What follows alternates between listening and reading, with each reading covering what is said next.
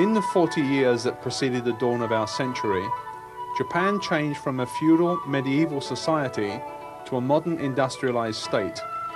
Unlike Europe, where the transition from an agrarian to a commercial lifestyle was a gradual one, in Japan the change was abrupt, divisive, and bloody.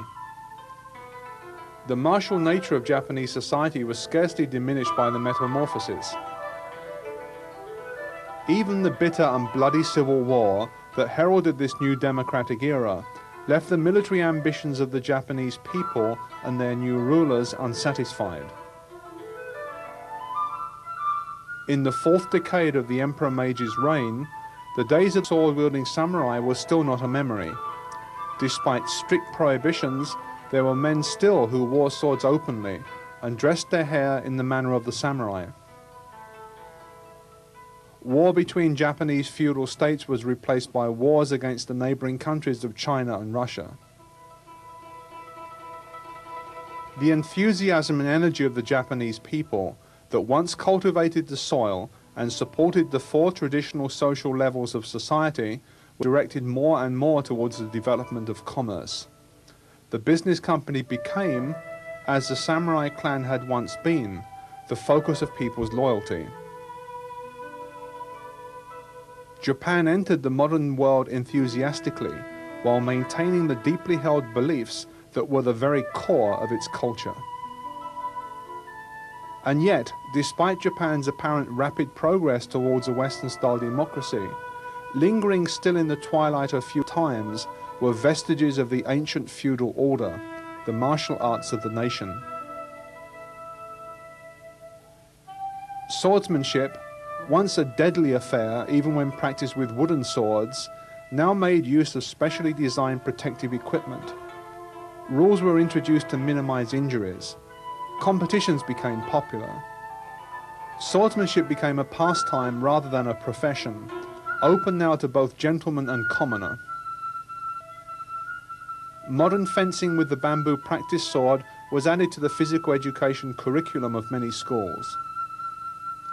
Ironically, even foreign military advisors, stationed in Japan to train the new Japanese Imperial Army in modern warfare, recognized the value of these arts and enthusiastically embraced them. However, despite the steps taken to modernize and popularize the ancient weapon arts of the samurai, the younger generation's interest leaned more towards the unarmed martial arts. In the early part of this century, to satisfy the public demand for safe and invigorating sports with a martial flavor, judo was developed under the supervision of Jigoro Kano, one of Japan's most respected educators. Its ancient cousin, jiu-jitsu, continued to flourish, although less publicly. Daito Ryu Aiki Jiu-Jitsu, originally the secret art of the Takeda clan, was taught for the first time to outsiders, although not yet to the public at large. Its chief proponent, the dynamic and multi-talented Sokaku Takeda, declared that his art had 10,000 techniques. There were probably many more. Traditionally a subsidiary art to swordsmanship, jiu-jitsu had no coup de grace, no fatal blow to finish an opponent. Using a jiu-jitsu technique, a samurai could easily disable a person of inferior rank when necessary. By doing so, he demonstrated his technical superiority and avoided the need to engage in combat with the social inferior. By not harming his antagonist, he demonstrated a degree of control that all samurai worked hard to acquire and took great pride in. In a previous age, an opponent who continued to resist the unbearably painful grips and holds of jiu-jitsu could easily be dispatched with a knife or short sword with little further effort. However, in a country at peace, where arms were no longer carried, in the practice halls jiu-jitsu techniques were now brought to a conclusion by the aggressor being held immobile.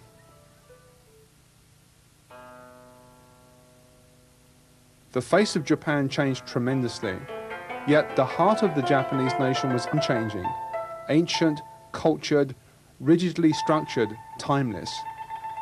Feudal and modern democratic Japan existed at the same time and in the same place. The nation travelled by train to work in the offices of a metropolis that rivaled New York and London in size and prominence. It returned, in many cases, to homes little changed since the beginning of the feudal Edo period, 2 centuries before. The son of Dr. Tokujiro Otsuka, Hironori was born in Shimodate City, Ibaraki Prefecture, on June 1, 1892. His martial arts career began with jiu-jitsu at the age of 5, as a student of his great-uncle Chojuro Ebashi. 7 years later, after enrolling in Shimozuma Middle School, he commenced his study of Shinno Yoshin-ryu Jiu-Jitsu under the noted expert Tatsusaburo Nakayama. On graduating, he took a position with the Kawasaki Bank, but the martial arts remained the most important thing in this young man's life. To gain experience, he trained with experts of many styles, and by doing so became a friend of Morihei Ueshiba, the founder of modern Aikido.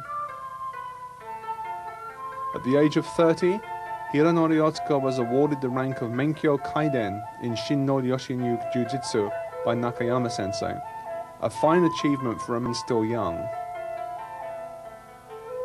Despite strong family objections, he yearned to become a full-time martial arts instructor and suffered the routine of a bank employee only out of respect for his mother. Otsuka had already decided to visit Okinawa and conduct research into karate when he met Gichin Funakoshi in 1922. Funakoshi had given a demonstration at a sports festival sponsored by the Ministry of Education and held at Ochanomizu in Tokyo that year.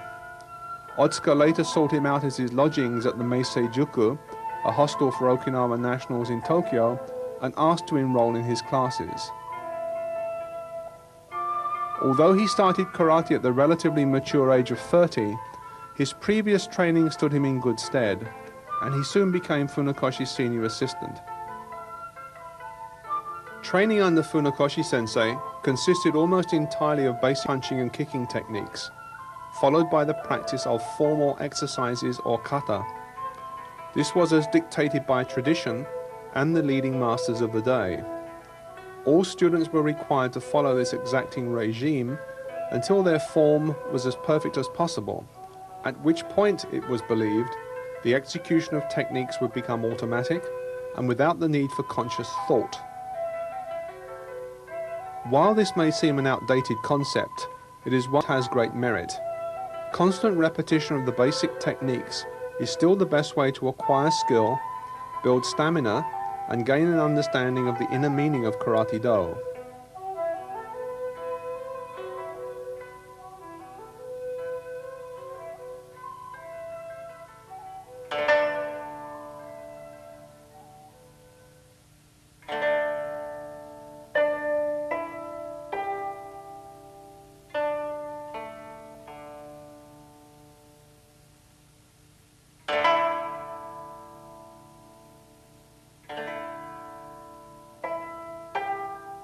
The remarkable movie footage of the founder of Wado Ryu Karate that appears in this program dates from 1965. It is of great historical value in that it allows us to study the fundamental techniques of the style in their purest form, and thereby avoid deviation from the method developed by the founder. As a result of a lifetime of strenuous training, at the age of 73, the founder retains much of his strength and vigor. His performance of the techniques that are unique to Wado Ryu is both crisp and elegant, demonstrating a degree of control that very few at this age possess.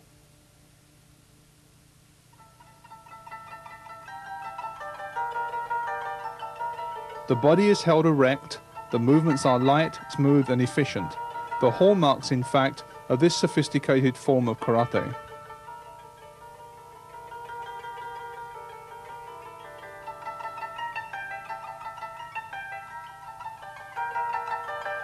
As the punch is performed, the opposite hand is pulled back strongly to augment its power. Until the moment of impact, the movement is relaxed and flexible, the power being developed by speed rather than effort in accordance with the well-established laws of physics.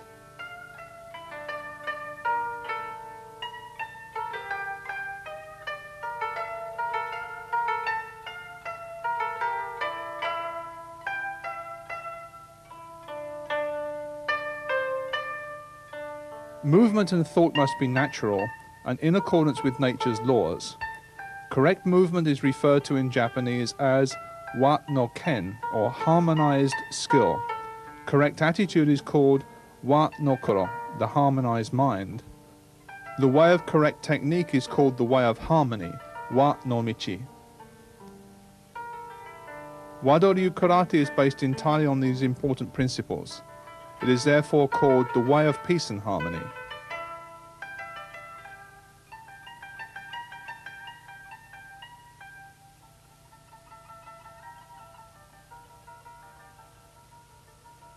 Sonobazuki is performed in Naihanchi stance. This is to develop the ability to transfer body movement and therefore energy to punching and kicking techniques by means of hip rotation.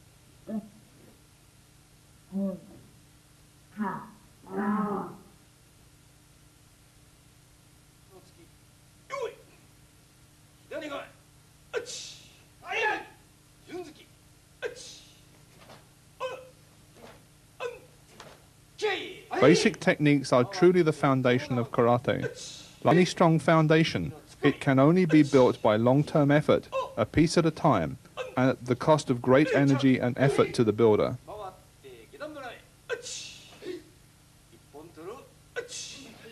The basics must be mastered before progress can be made in karate. Their study becomes the work of a lifetime, and no karate instructor can afford to neglect their serious study.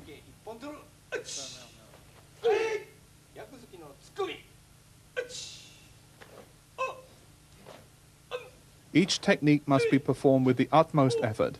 Each properly formed technique adds to the performer's skill and ability.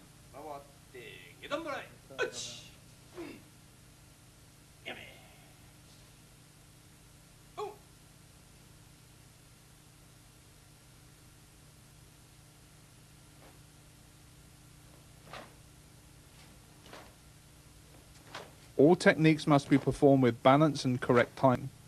Unnecessary movements, such as drawing the fist back slightly before punching, must be avoided at all costs. Do not abbreviate a technique or introduce extra movement that serves no useful purpose. Punches and kicks must be performed completely and not hurried. Strong focus must accompany the completion of each technique. In this way, training will improve overall technique gradually but surely. There are no shortcuts in karate training. Only effort within a rational system of karate develops ability and the reward that it brings.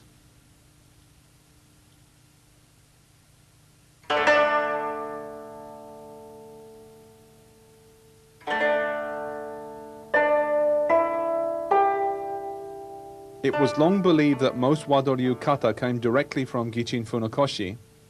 This is an oversimplification. The picture is certainly not as clear as it has been painted.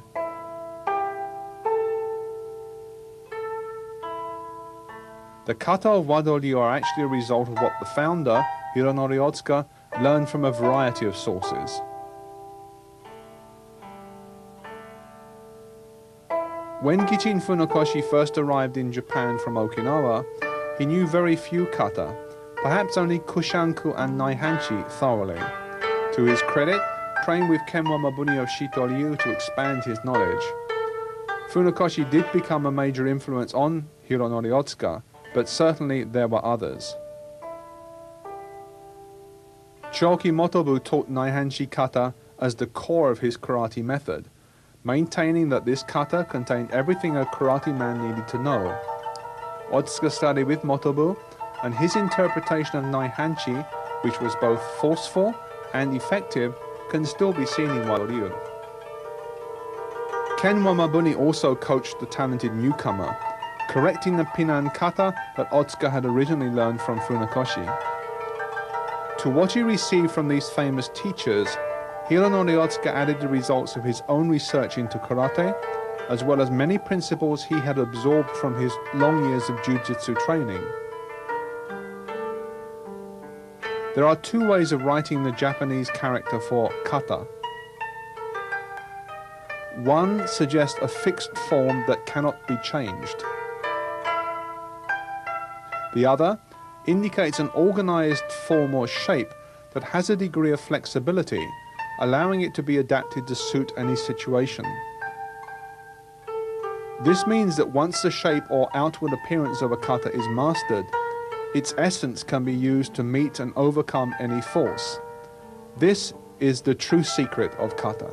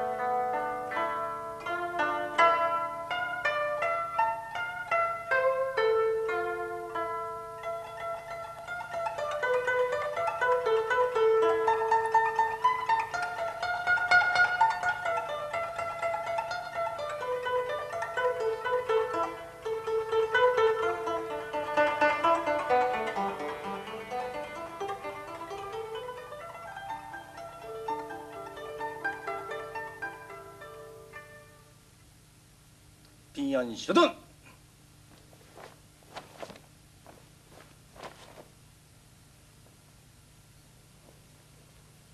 はい。いや、よっしゃ。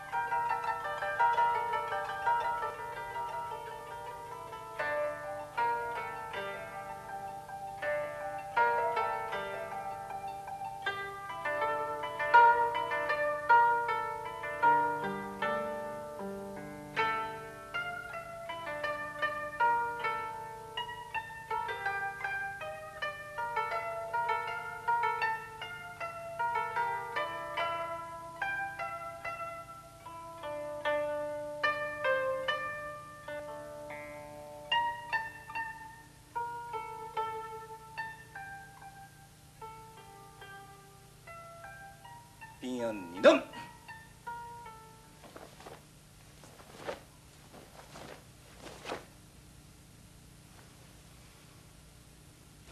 はい。よっしゃ。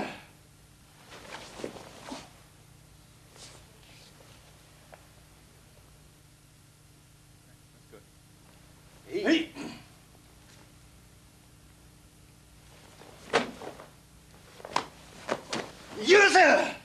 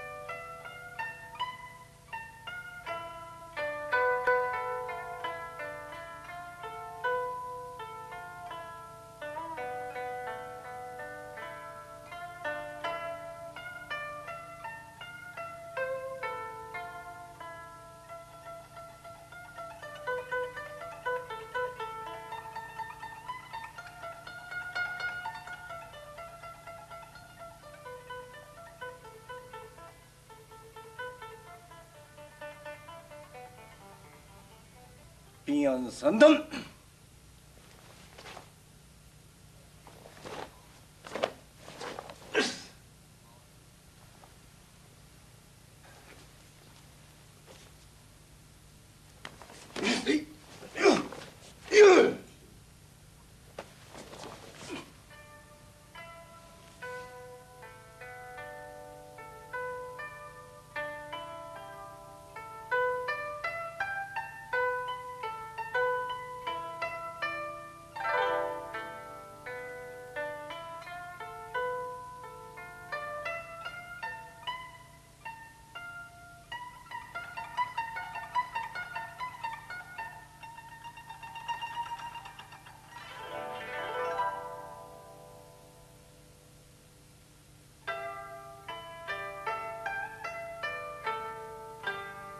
The rest of Pinan Yondan was not found on the original footage taken in 1965.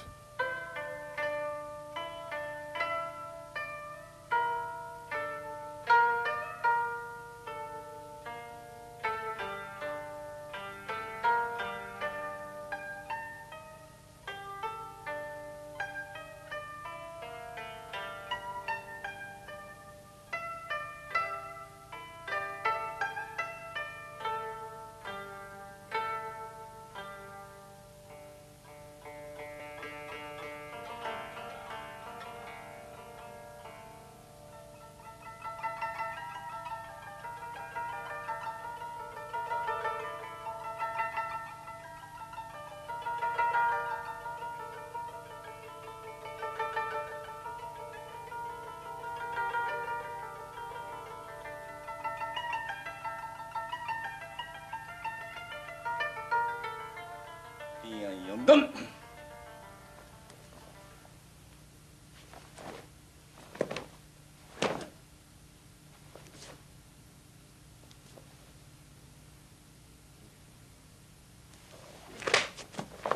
よし。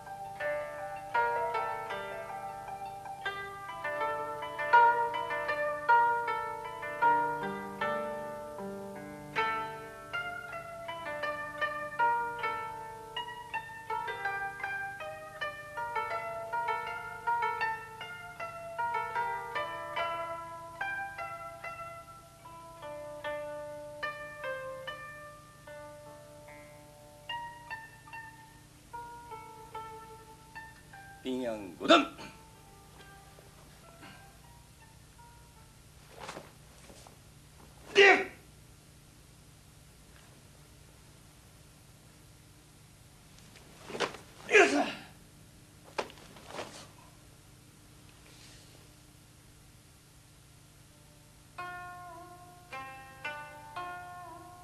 From the Oshima Hiki, a record of a conversation between the Okinawan seafarer Peichin Shiohira and the Japanese scholar Yoshihiro Tobe, we learn of a great Kempo practitioner from China called Kusanku.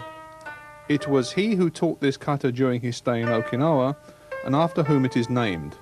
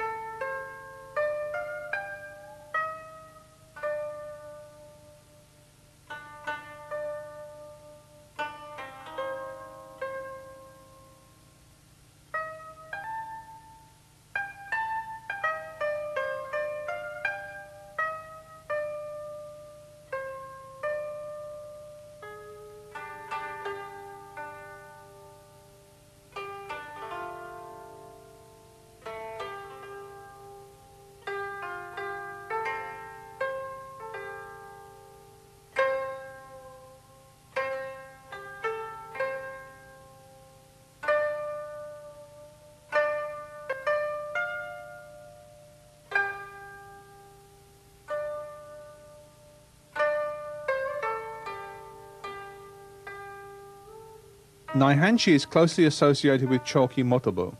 It was with this instructor the founder studied this kata and its practical combat applications.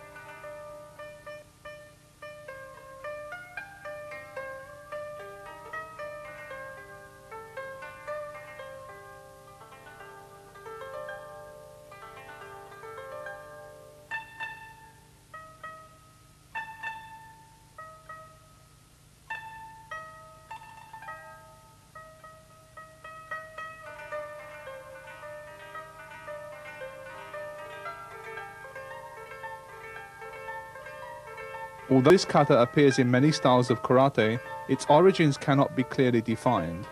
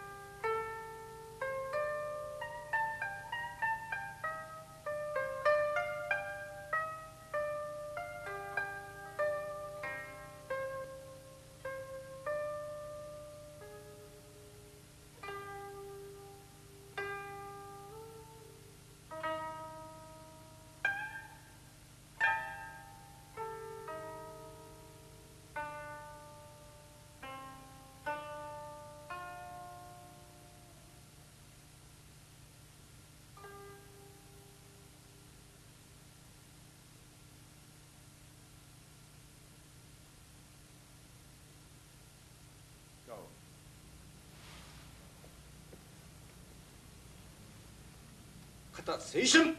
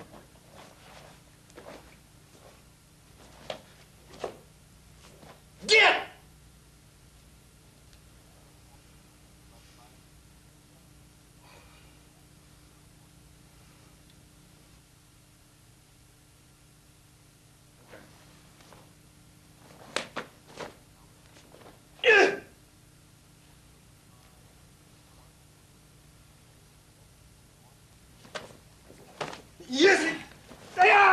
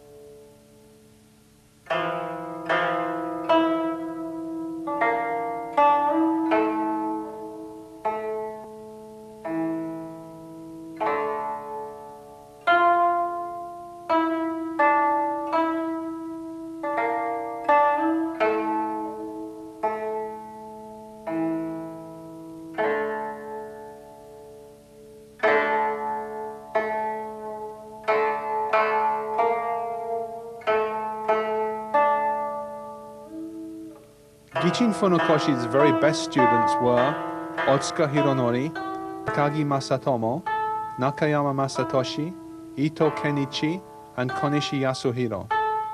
His followers believed that Otsuka's natural ability and jiu-jitsu experience made him the foremost of the old master's students.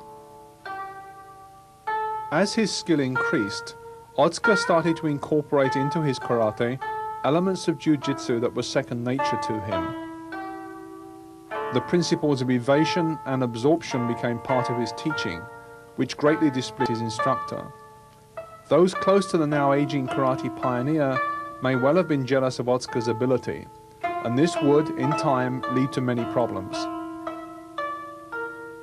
Otsuka, having spent his formative years studying in a jiu-jitsu dojo, where hard physical contact was deemed a vital part of training, now promoted the idea of practical fighting drills, Kion Gumite, that involved contact.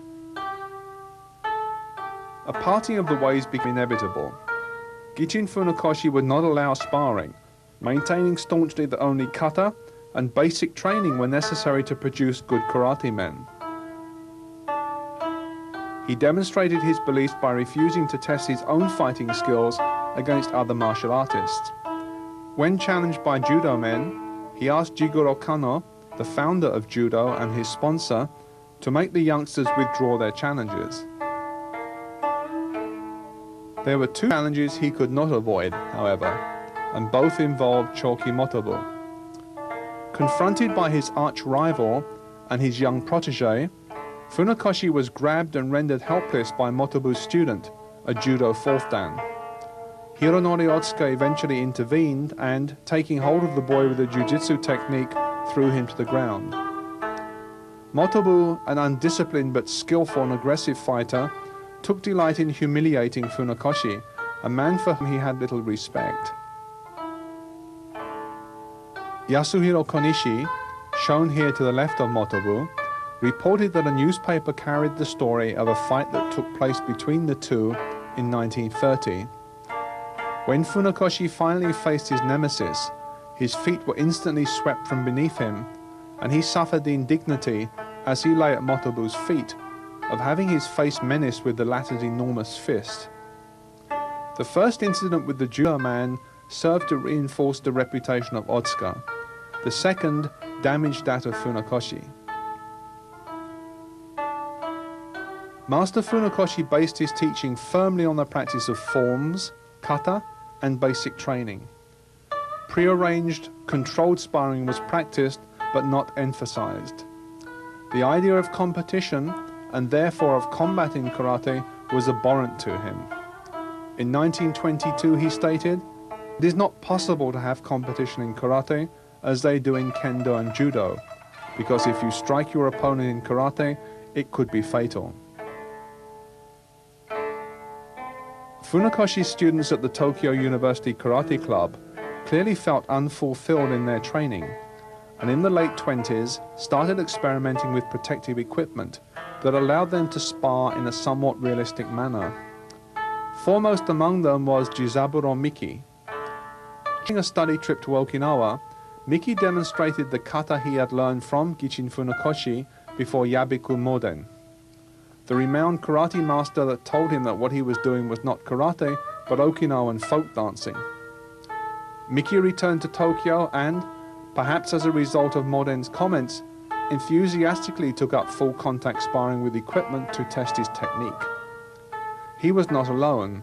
Even karate legends such as Chojo Miyagi and Kenwa Mabuni experimented for a short time with the new equipment, only to find it inadequate. Miki's dedication to Bogu Kumite, as it was called, was such that he co-authored a book with Mizu Hotakada that promoted sparring. Funakoshi, with Otsuka, finally withdrew from the Tokyo University Karate Club. Several reasons were given, chief among them that the Japanese students did not treat their Okinawan instructor with sufficient respect. Perhaps it was a lack of respect that led to the withdrawal, or the desire of the students to study a more progressive and exciting form of karate.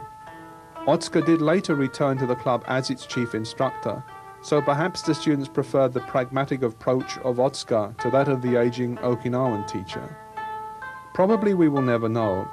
What is sure is that the departure of the two from the university set the scene for their own separation. Funakoshi had publicly criticized Otsuka for introducing jiu-jitsu principles into his karate teaching. Further friction was caused by Otsuka's reputation rivaling and eventually surpassing that of his teacher, a fact that greatly irritated Funakoshi's other students. Finally, in 1930, the two parted company, but remained on good terms. If animosity existed, it was probably between Hironori Otsuka and Funakoshi's son Yoshitaka, also known as Giko. It was he who felt that, for the good of the Shotokan movement, Otsuka should be formally expelled from its ranks. Otsuka's reputation for practical ability continued to grow. In 1934, he formed the All Japan Karate-Do Research Club and announced the establishment of his own unique style of karate. Official recognition followed when he was chosen with other eminent masters of the martial arts, including Shimizu Takagi, the 25th master of Shindo Muso Ryu, to sit on a police martial arts technical committee. In 1939, he formally registered the name of his style with the Butokukai in Kyoto. Hironori Otsuka had proved in the most practical way possible the value of his unique form of karate. By combining the sophisticated evasive movements of jiu-jitsu with the formidable striking techniques of Okinawan karate, he developed a comprehensive art that was greater and more valuable than the sum of its constituent parts.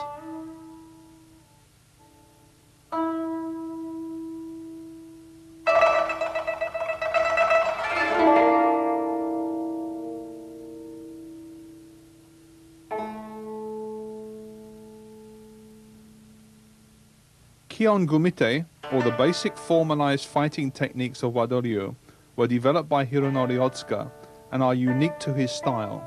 Originally 36 in number, fewer are now practiced.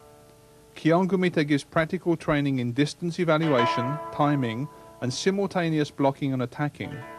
It is a contribution to the art for which Hironori Otsuka is entirely responsible and for which he will be most remembered.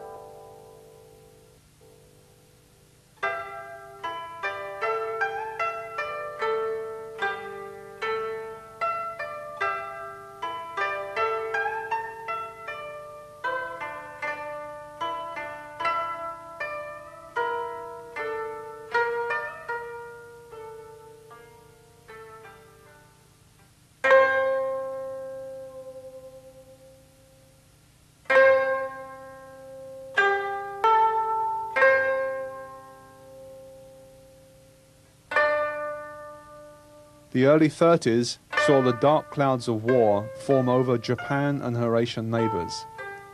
In 1932, Manchuria in northern China was annexed by Japan.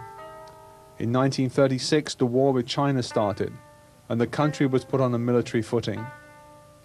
In anticipation of recruitment by the Imperial Army, many young men sought training, and demand for karate tuition became strong.